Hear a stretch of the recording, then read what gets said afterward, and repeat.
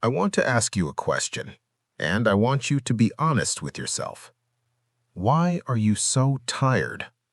I don't mean the kind of tired that comes from a long day at the gym, or the good kind of exhaustion you feel after building something with your hands. I'm talking about that deep, spiritual fatigue that sits in the center of your chest, the kind that doesn't go away after a weekend of sleep. You did everything right, didn't you? You followed the script. You went to school. You avoided trouble. You took the loans because they told you it was an investment in your future. You got the job. You show up. You answer the emails at 9 p.m. You hustle. And yet, you have this gnawing feeling, maybe you only admit it to yourself at 3 a.m., that you are running on a treadmill that is slowly increasing in speed while the ground beneath you is crumbling away. You look at your bank account, and the number might even be higher than what your parents made at your age, but it feels like less. You look at the price of a house, a modest place, nothing fancy, just a box to call your own, and it feels like looking at a museum exhibit, something you can visit but never touch. You feel like you are waiting for your life to actually start.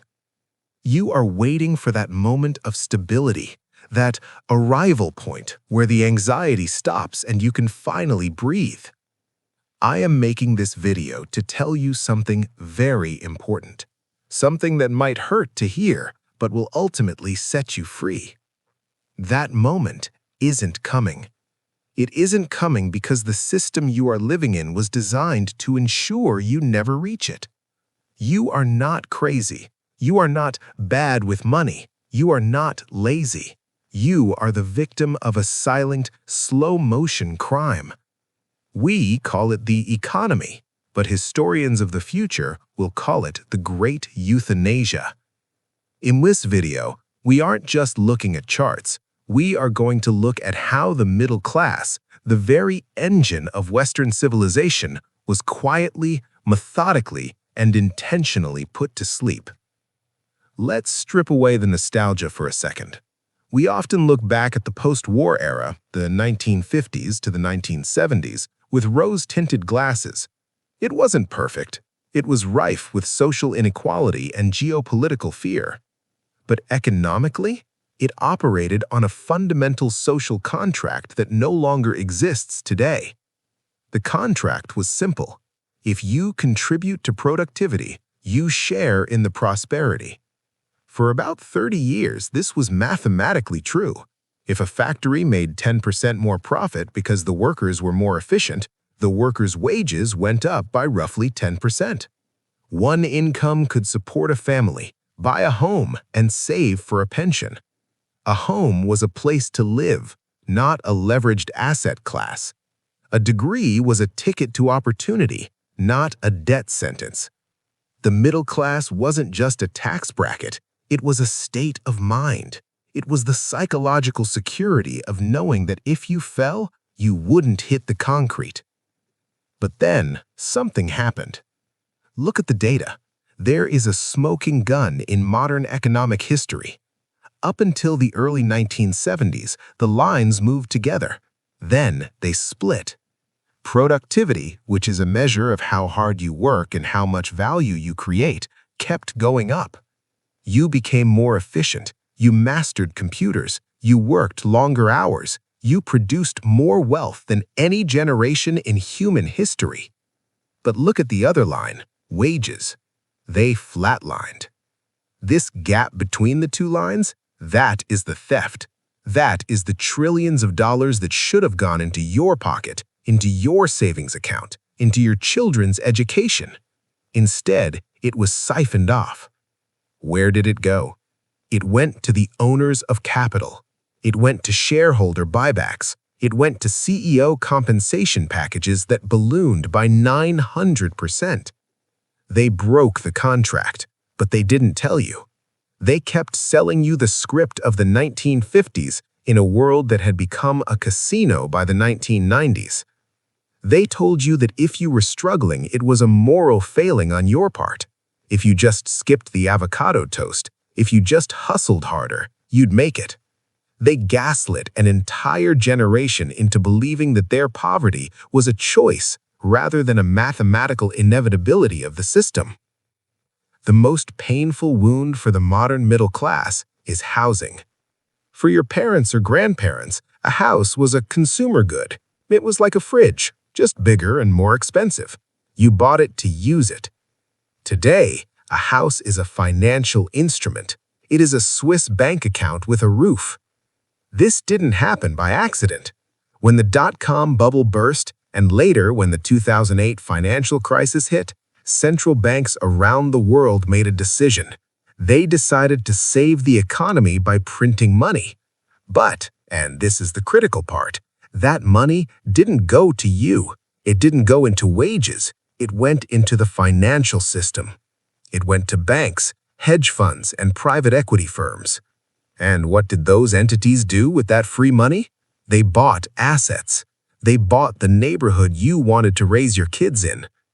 We have entered the era of the asset wall. If you already owned assets before 2010, if you owned stocks, gold, or real estate, you became wealthy beyond your wildest dreams, often without doing any extra work. The inflation of your asset prices made you rich. But if you were on the outside, if you were young, if you were working for a paycheck, you were locked out. The ladder was pulled up. This is why you feel that sense of vertigo when you look at housing prices. You are competing against BlackRock. You are competing against a landlord who leveraged his first 10 properties to buy his 11th. You are competing against a global financial system that uses housing as a store of value rather than a human necessity. This is the euthanasia of the middle-class dream. The primary vehicle for wealth creation, the home, has been turned into a vehicle for wealth extraction. You are no longer a citizen. You are a yield. You are a revenue stream for a landlord who views your shelter as part of his portfolio diversification. So you can't buy a house. What do? You try to increase your income. You go to university. This is the second fatal wound. In a normal market economy, if the supply of something goes up, like the number of people with degrees, the price should come down. But higher education is not a market. It is a cartel. Universities realized something terrifyingly profitable. The government guarantees student loans. This means the university takes zero risk. They can charge whatever they want, and the 18-year-old, who isn't legally allowed to buy a beer, will sign the paper because society told him he has to. We have normalized the idea that starting your adult life with a mortgage-sized debt, but no house to show for it, is good debt. This isn't debt. It's an indenture. When you graduate with $50,000 or $100,000 in debt, your psychology changes. You cannot take risks. You cannot start a business. You cannot take a year off to find yourself. You cannot protest. You have to take the safe corporate job. You have to say yes to the boss. You have to tolerate the toxic work environment because the monthly payment is due. The debt collar ensures compliance. It turns free-thinking citizens into obedient employees. It euthanizes the spirit of risk and innovation that defined the middle class. Have you noticed that inflation numbers always seem lower than what you actually experience? They tell you inflation is 3% or 4%, but when you go to the grocery store, you spend $100 and walk out with 2 plastic bags. When you pay for childcare, it costs as much as a second rent. This is because the things that have become cheap are the things that don't matter for survival. TVs are cheap, toys are cheap, digital subscriptions are cheap, the circus is affordable. But the bread, the housing, the healthcare, the education, the quality food, those prices have skyrocketed. This is the bifurcation of the economy.